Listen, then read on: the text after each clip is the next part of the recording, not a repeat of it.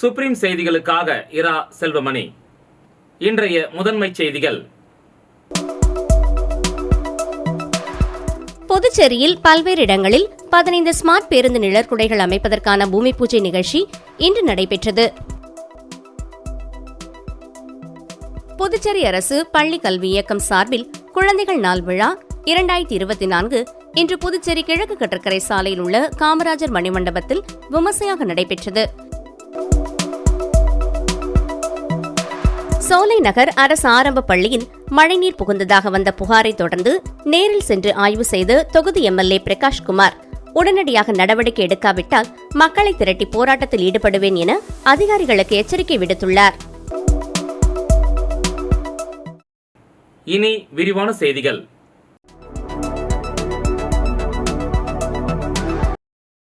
புதுச்சேரியில் பல்வேறு இடங்களில் 15 ஸ்மார்ட் பேருந்து நிழற்குடைகள் அமைப்பதற்கான பூமி பூஜை நிகழ்ச்சி இன்று நடைபெற்றது. புதுச்சேரியில் பல்வேறு இடங்களில் 15 ஸ்மார்ட் பேருந்து நிழற்குடைகள் அமைக்க ஸ்கைராம்ஸ் outdoor advertising India private limited Chennai என்கிற நிறுவனத்திற்கு ஒப்புதல் வழங்கப்பட்டது. இந்த ஸ்மார்ட் நிழற்குடைகள் அமைப்பதற்கான பூமி பூஜை நிகழ்ச்சி இன்று காலை நடைபெற்றது. இதில் மாண்புமிகு முதலமைச்சர் அவர்கள் தலைமையில் புதுச்சேரி தட்டாஞ்சாவடி தொழிற்பேட்டையில் நடைபெற்றது. இந்நிகழ்ச்சியில் சபாநாயகர் செல்வம் மற்றும் பொதுப்பணித்துறை அமைச்சர் திரு க லட்சுமி நாராயணன் மற்றும் துறை அதிகாரிகள் பொதுமக்கள் பலர் கலந்து கொண்டனர்.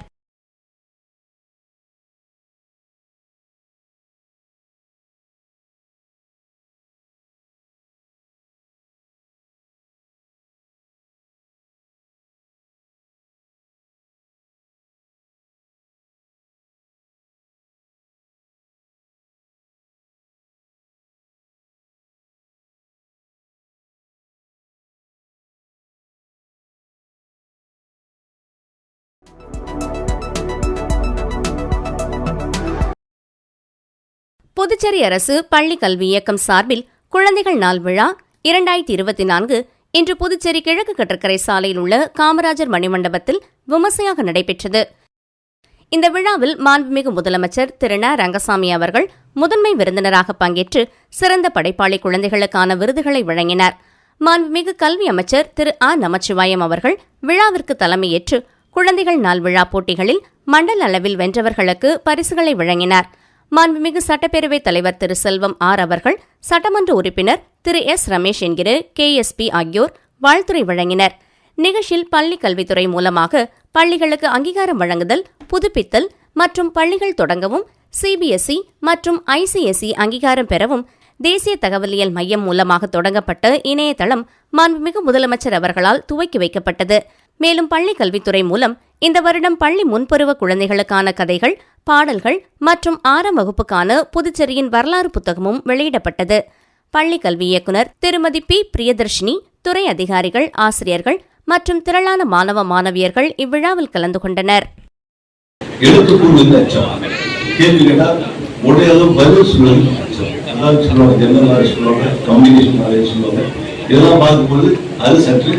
குறைவாக இருக்கிறது. அவரால் உடனடியாக இந்த ஒரு குறையும் நமக்கு நிறுவனம் சொல்லியிருப்பதை நான் அறிந்திருக்கிறேன். அதையெல்லாம் போக்க வேண்டும் என்பதற்காக இப்போது கற்றல் எந்த முறையில் கற்கலாம், அது சொல்லித் தருகின்ற முறையில் ஆசிரியர்கள் எவ்வாறு இருந்தால் இந்த பிள்ளைகள்லாம் அந்த அவர் பேசுகின்ற பழக்க வழக்கங்கள் வருவதை அவர்கள் இல்லை என்பதிலும் அதிக அக்கறை இருக்கிறது. இப்பொழுது அந்த நடவடிக்கைகளாம் எடுத்துக்கொள்ள வேண்டும். பல நிறுவனங்கள்லாம் தொழில்நுட்பம் சேர்ந்து செயல்படுகிற ஒரு வாய்ப்பையும் நாம் பெற்றிருக்கோம்.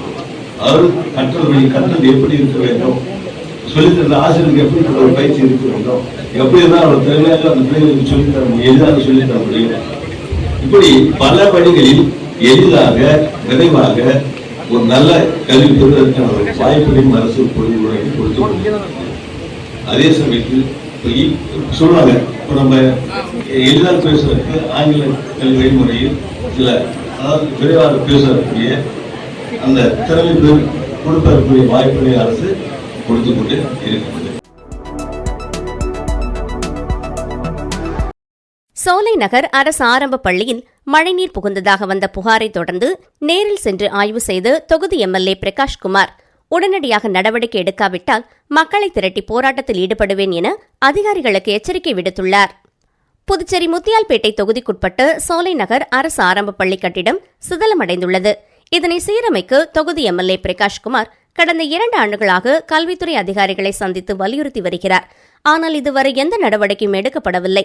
இந்த நிலையில் கடந்த 2 நாட்கள் பெய்த மழை காரணமாக பள்ளியில் உள்ள அனைத்து வகுப்பறைகளிலும் மழைநீர் புகுந்தது. இதனால் ஆசிரியர்கள் மற்றும் மாணவர்கள் மிகவும் பாதிக்கப்பட்டனர். இதனை அறிந்த சட்டமன்ற உறுப்பினர் பிரகாஷ்குமார் உடனடியாக பள்ளிக்கு சென்று ஆய்வு செய்தார்.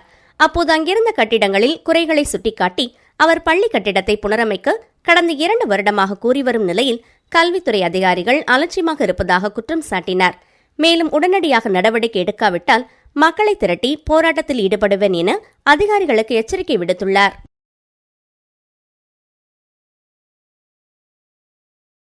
ரெண்டு வருஷமா இந்த ஸ்கூலோட டெவலப்மெண்ட்காக நாங்கள் கேட்டுட்டு இருக்கோம். ஒரு ஆஃபீஸர் கூட இது செவிசாச்சு இது செஞ்சு கொடுக்கறதுக்கு தயாராக இல்லை. நீங்கள் இந்த லட்சத்தை பார்த்தா உங்களுக்கு தெரியும். அதாவது எஜுகேஷன் டிபார்ட்மெண்ட் பசங்க ஸ்கூலுக்கு போய் தான் அவங்க கட்டாயம் பண்ணணும்னா நீங்கள் ஸ்கூலை ஒழுங்காக முதல்ல வச்சுக்கணும். ப்ரைவேட் ஸ்கூலில் படிக்கிறவங்க நல்லா இருக்கும், ஸ்கூல் போயிடுவாங்க. கவர்மெண்ட் ஸ்கூல் லட்சத்தை பாருங்கள். பசங்களாம் நனைஞ்சிக்கின்னு எங்கே இல்லாமல் கிளாஸ்லாம் கம்பைன் பண்ணி உட்கார வச்சுக்கிட்டு ஃபுல்லாக மழை தண்ணி. இதை ஒன்று சரி பண்ணணும் இல்லையா? எஜுகேஷன் டிபார்ட்மெண்ட் இன்றைக்கி மழை நிறையா வருன்ற காரணத்தினால லீவாவது விட்டுருக்கணும். எங்கே பார்த்தாலும் தண்ணி, எப்படி ஸ்கூலுக்கு பசங்க வருவாங்க? இதெல்லாம் கருத்தில் கொண்டு நம்ம பண்ணணும். கவர்மெண்ட் ஸ்கூலோட லட்சணம் இதுதான். நீங்கள் பார்க்கலாம், நிறைய கவர்மெண்ட் ஸ்கூல் டெவலப் பண்ணியிருக்கிறோம். இதை 2 வருஷமாக நான் கேட்குறேன். இந்த இந்த ஒரு இந்த நிலையை நீங்கள் பார்த்தாலே தெரியும். அப்படியே காட்டுங்க, அப்படியே காட்டுங்க.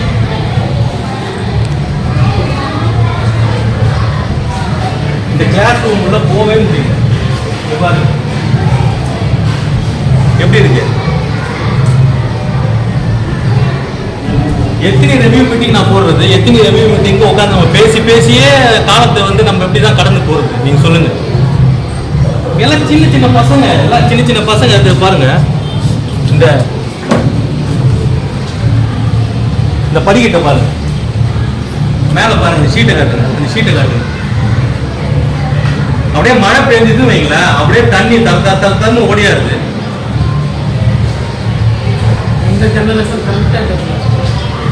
இல்ல, முதல்ல எதுக்கு நாம தயார்படுத்தணுமோ அதை தயார்படுத்தணும். இது நீங்க பார்க்கலாம், இது கவர்மெண்ட் ஸ்கூல்ல சின்ன பசங்க, பிரைமரி ஸ்கூல்ல பசங்களை விட்டுட்டு பெற்றவங்க கிளம்பிடுறாங்க. அவங்க என்ன நினைப்பாங்க?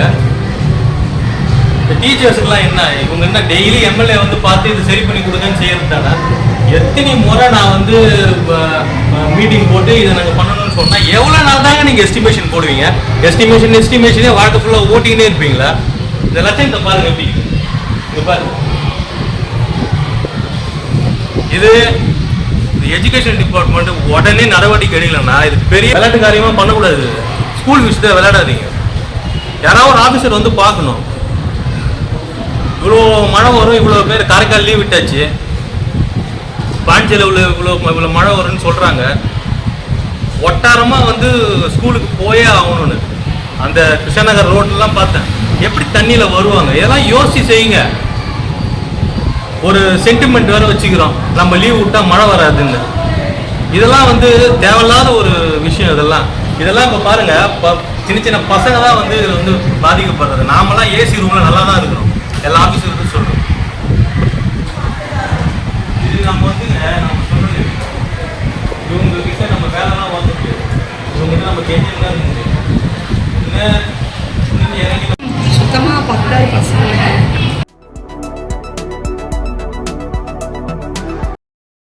புதுச்சேரியில் நாளை மக்கள் குறைதீர் கூட்டம் நடைபெறும் என மாவட்ட ஆட்சியர் குலோத்துங்கன் தெரிவித்துள்ளார். இது தொடர்பாக அவர் வெளியிட்டுள்ள அறிக்கையில், புதுச்சேரி துணைநிலை ஆளுநர் உத்தரவின்படி ஒவ்வொரு மாதமும் 15ஆம் தேதி மக்கள் குறைதீர் கூட்டம் நடத்தப்படுகிறது. அதன்படி புதுச்சேரி மாவட்டத்துக்குட்பட்ட பகுதிகளில் வசிக்கும் மக்களின் குறைகளை தீர்ப்பதற்கு அனைத்து துறை அதிகாரிகள் முன்னிலையில் மாவட்ட ஆட்சியர் தலைமையில் நவம்பர் மாதத்துக்கான குறைதீர் கூட்டம் நாளை நடைபெறுகிறது.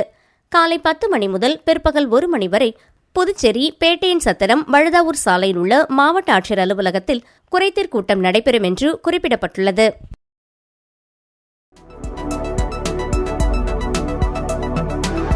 புதுச்சேரியில் வியாபாரியிடம் 1,65,00,000 நூதன மோசடியில் ஈடுபட்ட மர்ம நபர்கள் குறித்து போலீசார் விசாரித்து வருகின்றனர். புதுச்சேரி தில்லை மேஸ்திரி வீதியைச் சேர்ந்தவர் சரவணன் மின்சார பொருட்கள் விற்கும் வியாபாரி. இவர் கடந்த சில மாதங்களுக்கு முன்பு வாட்ஸ்அப்பில் மர்ம நபர்கள் தொடர்பு கொண்டுள்ளனர். அவர்கள் இணையதளம் மூலமாக வர்த்தகத்தில் முதலீடு செய்து அதிக லாபம் சம்பாதிக்கலாம் என்றனர். இதனை நம்பிய சரவணன் பல்வேறு தவணைகளாக மொத்தம் 1,65 லட்சம் ரூபாயை முதலீடு செய்ததாக தெரிகிறது. அதன்படி அவருக்கு 10 கோடி வரை லாபம் கிடைத்திருப்பதாக கணக்கில் காட்டப்பட்டது. இதனை அவர் எடுக்க முயன்றபோது பணம் கிடைக்கவில்லை. இதனால் தான் ஏமாற்றப்பட்டதை அறிந்து கோரிமேடு இணையவழி குற்றப்பிரிவில் புகார் அளித்தார். அதன் பேரில் போலீசார் வழக்கு பதிந்து விசாரித்து வருகின்றனர்.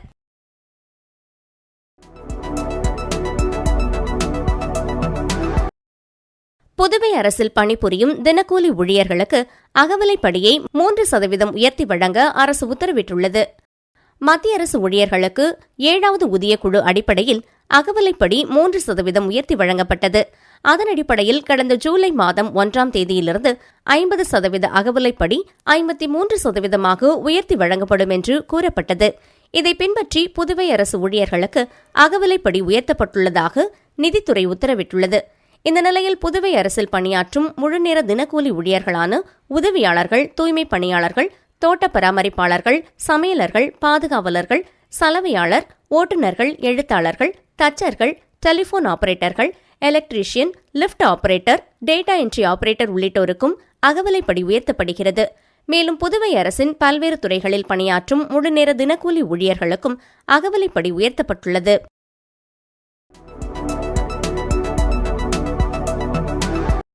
புதுச்சேரி வெள்ளாள வீதியில் அமைந்துள்ள அருள்மிகு நந்திகேஸ்வரர் கோவிலில் நடைபெற்ற ஐப்பசி மாத வளர்ப்பறை பிரதோஷ வழிபாட்டில் திரளான பக்தர்கள் பங்கேற்று சுவாமி தரிசனம் செய்தனர். புதுச்சேரி வெள்ளாள வீதியில் மிகவும் பிரசித்தி பெற்ற அருள்மிகு நந்திகேஸ்வரர் கோவில் அமைந்துள்ளது.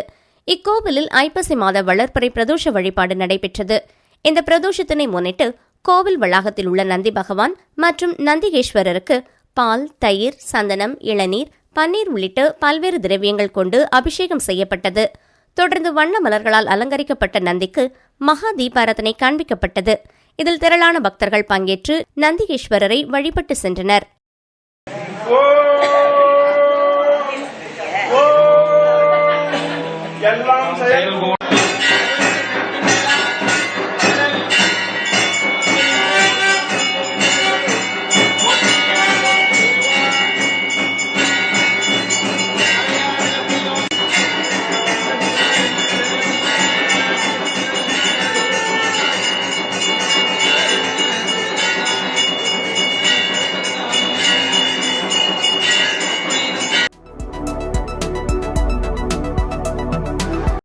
முன்னாள் பாரத பிரதமர் பண்டித ஜவஹர்லால் நேரு அவர்களின் பிறந்தநாள் புதுச்சேரி அரசு சார்பாக இன்று கொண்டாடப்பட்டது. இதையொட்டி காந்தி திடலில் அமைந்துள்ள அவரது திருவுருவ சிலைக்கு மாண்புமிகு பொதுப்பணித்துறை அமைச்சர் திரு க. லட்சுமி நாராயணன், மாண்புமிகு ஆதி திராவிடர் மற்றும் பழங்குடியினர் நலத்துறை அமைச்சர் திரு A.K. சாய்ஜே சரவணன்குமார், மாண்புமிகு சட்டப்பேரவை துணைத் தலைவர் திரு பே. ராஜவேலு, சட்டமன்ற உறுப்பினர்கள் திரு எஸ். ரமேஷ் என்கிற KSP, திரு R. பாஸ்கர் என்கிற தட்சிணாமூர்த்தி ஆகியோர் மாலை அணிவித்து மரியாதை செலுத்தினர்.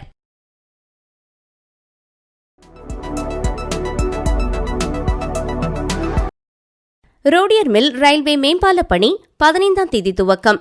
புதுவை கடலூர் சாலையில் போக்குவரத்து மாற்றம். புதுச்சேரி கடலூர் சாலை முதலியார்பேட்டையில் AFT மில் அருகே உள்ள ரயில்வே கிராசிங்கிற்கு அருகில் ரயில் நிலையம் உள்ளது. இதனால் ரயில்கள் வரும்போது அப்பகுதியில் வேகத்தை குறைத்து விடுகின்றன. அதுபோல ரயில் கிளம்பும் போதும் மெதுவாக கிளம்புகின்றன. இதனால் அப்பகுதியில் அதிக நேரம் கேட் மூடப்படுகிறது. இதன் காரணமாக போக்குவரத்து நெரிசல் அதிகம் காணப்படுகிறது. இதற்கு தீர்வு காணும் வகையில் ரோடியர் மில் அருகே ரயில்வே மேம்பாலம் அமைக்க அரசு நடவடிக்கை எடுத்து வருகிறது. இதன் காரணமாக 72 கோடியில் மேம்பாலம் அமைக்க திட்டமிடப்பட்டுள்ளது. இதற்கான பணிகள் வரும் 15ஆம் தேதி முதல் தொடங்க உள்ளது. இதனால் புதுவை கடலூர் சாலையில் போக்குவரத்து வரும் 15ஆம் தேதி முதல் மாற்றப்பட உள்ளது.